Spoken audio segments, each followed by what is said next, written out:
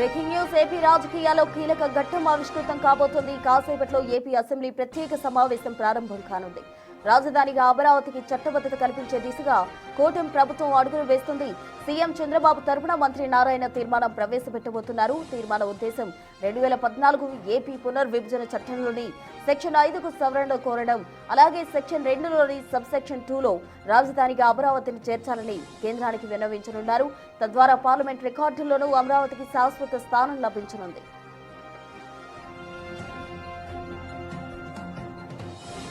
దాదాపు 5 గంటల పాటు సాగనున్న ఈ సుదీర్ఘ చర్చలో CM Chandrababu, deputy CM Pawan Kalyan, మంత్రి లోకేష్ సహా 3 ప్రాంతాలకు చెందిన సుమారు 25 మంది ప్రతినిధులు ప్రసంగించనున్నారు. గత వైసీపీ ప్రభుత్వ హయాంలో రాజధానిలో జరిగిన విధ్వంసం, రైతులపై సాగిన వేధింపులను అసెంబ్లీలో సీఎం చంద్రబాబు ఎండగట్టే అవకాశం ఉంది. అలాగే కూటమి ప్రభుత్వం వచ్చాక అమరావతి పనులు ఎలా పట్టాలెక్కాయో కూడా వివరించనున్నారు. ఇదే అంశానికి సంబంధించి పూర్తి డీటెయిల్స్ మా ప్రతినిధి రాజేష్ లైవ్ ద్వారా అందిస్తారు. రాజేష్, ఖచ్చితంగా అమరావతి అంటే ఆంధ్రప్రదేశ్ ప్రజలకి ఇది ఒక శుభవార్తగా చెప్పాలి. దాదాపు 12 ఏళ్ళు అంటే ఆంధ్రప్రదేశ్ విభజించి 2014 తర్వాత 12 సంవత్సరాలు గడుస్తుంది. ఇప్పటికీ 3 సార్లు కొత్త ప్రభుత్వాలు కొలువుదీరినటువంటి నేపథ్యంలో ఆంధ్రప్రదేశ్ రాజధానిగా అధికారికంగా ఏ ప్రాంతాన్ని ఇప్పటి వరకు ప్రకటించలేని పరిస్థితి.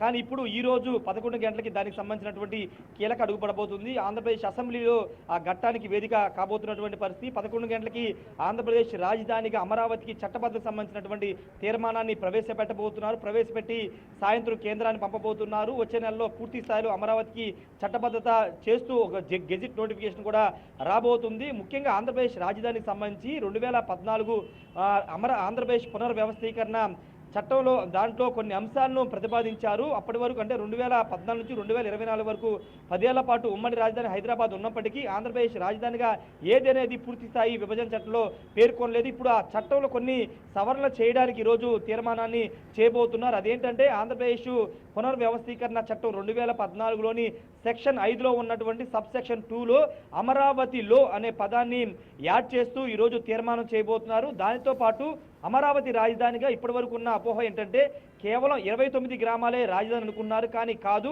2014 సిఆర్డీ చట్టం ప్రకారం అమరావతి రాజధాని ప్రాంతం 8,352 కిలోమీటర్లు, 6 జిల్లాలు, 58 మండలాలతో కలిపి అప్పుడు సిఆర్డీ చట్టాన్ని తీసుకొచ్చారు 2014. ఆ చట్టం ప్రకారం ఇప్పుడు ఆ చట్టానికి సంబంధించిన అప్పుడు నోటిఫై చేసినటువంటి చట్టంలో కూడా చిన్న సవరణ చేస్తూ తీర్మానం చేయబోతున్నారు. ఆ సవరణ ఏంటంటే రాజధాని నగర ప్రాంతాలు అనే పదాలను యాడ్ చేయబోతున్నారు. యాడ్ చేయడం ద్వారా సిఆర్డీ పరిధిలో ఉన్నటువంటి 8,352 కిలోమీటర్లు, 58 మండలాలు కలిపి అమరావతి రాజధానిగా ఈ ప్రాంతం ఏర్పాటు కాబోతుంది. దానికి సంబంధించిన చట్ట సవరణ సంబంధించిన తీర్మానాన్ని అసెంబ్లీలో ప్రవేశపెట్టబోతున్నారు. ప్రవేశపెట్టి సాయంత్రం కేంద్రాన్ని పంపిస్తా. కేంద్రం ఈ బిల్లును ఆమోదించి ఉభయ సభలో ప్రవేశపెట్టి ఈ గెజిట్ నోటిఫికేషన్ ఇచ్చిన తర్వాత పూర్తి స్థాయిలో ఆంధ్రప్రదేశ్ రాజధానిగా అమరావతి అవతరించబోతుంది. అధికారికంగా అటు పార్లమెంట్లోనూ మొత్తం అధికారికంగా అమరావతి రాజధాని ఉండబోతుంది. రెండోది, భవిష్యత్తులో 2029లోనూ 2034లో ప్రభుత్వాలు మారినప్పటికీ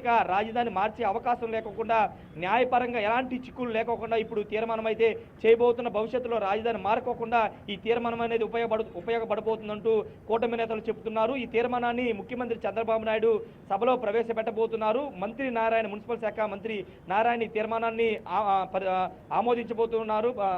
దీనికి సంబంధించిన విషయంలో మంత్రులు, ఎమ్మెల్యేలు అందరూ కూడా సుదీర్ఘంగా ప్రసంగించబోతున్నారు. 2014 అమరావతిని ఏ విధంగా ఎంపిక చేశాం, సిఆర్డీ ఎలా ఏర్పాటైంది, రైతులు భూములు ఏ విధంగా ఇచ్చారు, ఇలా అనేక అంశాల మీద ప్రసంగించబోతున్నారు. రెండోది, 2019 నుంచి 24 మధ్య జరిగినటువంటి పరిణామాలు, వైసీపీ తీసుకొచ్చిన 3 రాజధానుల వల్ల కలిగిన నష్టాలు, ఇలా అన్ని అంశాలను కూడా సభలో సభ్యులు మాట్లాడబోతున్నారు. ముఖ్యంగా ఉప ముఖ్యమంత్రి పవన్ కళ్యాణ్, మంత్రి నారా లోకేష్, చివరిలో ముఖ్యమంత్రి చంద్రబాబు నాయుడు సుదీర్ఘ ప్రసంగం చేయబోతున్నారు.